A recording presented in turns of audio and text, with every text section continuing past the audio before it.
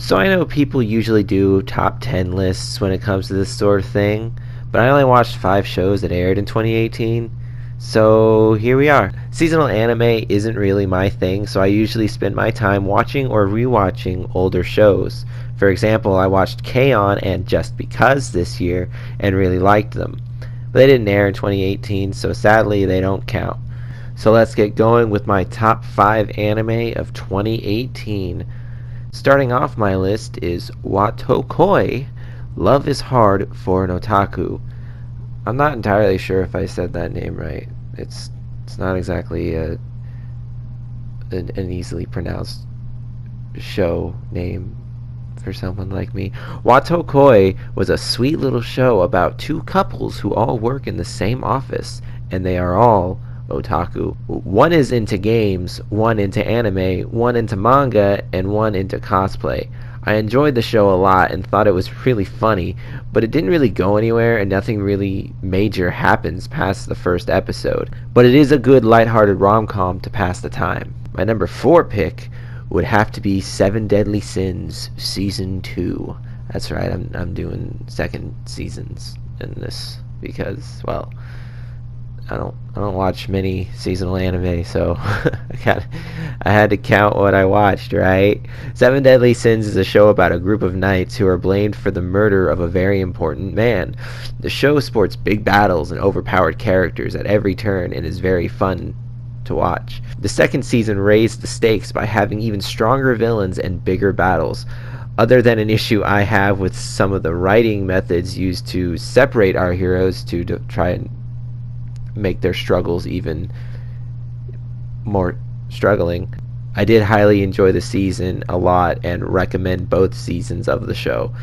And to clarify, I mean the actual second season, not the 3 or 4 episode season with a few OVA episodes that largely have nothing to do with anything at all ever. So yeah, fuck that short season. Moving on to number 3 is My Hero Academia Season 3. See there, my pick for number 3, Season 3. Yep. Season 2 was a tough act to follow, but they managed to pull it off spectacularly. Good old reliable Studio Bones. Definitely my favorite animation studio. So I'm so glad they got their hands on another show like this. In this season, the students of Class 1A went on a camping trip to train and hone their powers. But of course things go wrong and we get quite possibly the most exciting season in the series. Can't wait for the fall to see where it goes next. My number 2 pick may be a surprise to people who know me and follow me on social media. But number 2 for me is Rascal Does Not Dream of Bunny Girl Senpai. I fell in love with this show immediately and started recommending it to friends before I even finished the first episode. The witty dialogue and snappy back and forth between the two leads was so engaging I just couldn't get enough. But its last 2 arcs lost me a bit, and the ending wasn't quite up to par with the rest of the series, but I still loved it, and Mai and Sakuta have become one of my favorite couples in fiction. And finally, my number 1 favorite show of 2018 is none other than Violet Evergarden. This was a show that took me a little bit to get into, but once it hooked me, I was in, baby. The show follows a girl named Violet who is now ex-military following the end of the war that took both her arms, leading to her getting prosthetics. After learning she is no longer needed in the military, she must find a new meaning in life and try to come to understand the emotions that she and others feel.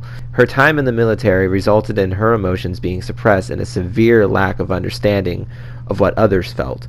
She gets a job as a machine doll, basically someone who transcribes letters for others. This job allows her to travel the country and meet all sorts of people as she writes their feelings into letters. The show is beautiful, both visually and story-wise, and the voice acting was simply astounding. I mean, the Japanese dub, that's the one I watched. You get a real sense of Violet's inner struggles and her character arc in the vocal performance alone. It really is a fantastic series and my pick for top anime of 2018. So there we go. Those were my favorite shows that aired in 2018. What were your favorites? let me know down in the comments, because that's a thing I don't have nearly enough followers to say. Take care. You know, be happy, be healthy. Live the Cheerios way. See ya.